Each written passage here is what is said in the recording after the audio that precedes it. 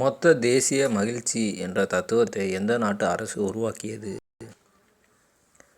மொத்த தேசிய மகிழ்ச்சி பரவாயில்ல, ஒரு நாட்டில் எல்லா மக்களும் சந்தோஷமாக இருக்குன்னு சொல்லி ஒரு தத்துவத்தை உருவாக்கியிருக்காங்க.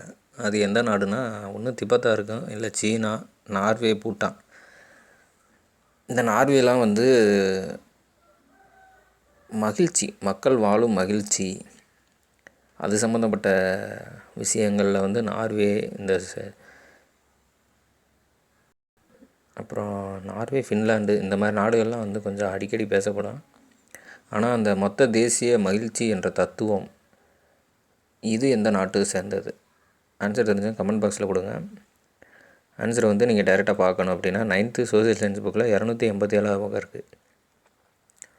ஆன்சரை பார்த்துட்டு கமெண்ட் பாக்ஸில் கொடுங்க. அதேமாதிரி அந்த ஏரியாவை கொஞ்சம் சுற்றி படிச்சுக்கோங்க. உங்களுக்கு எந்த மேக்ஸில் எதுவும் டவுட் இருந்துச்சுன்னா கமெண்ட் பாக்ஸில் கொடுத்தீங்கன்னா அதுக்கு தேவையானதை கொடுப்போம். அதே போல் மேக்ஸை நீங்கள் எப்படி படிக்கணும் அப்படிங்கிற அது கான்செப்டை புரிஞ்சு படித்து பழகிருங்க.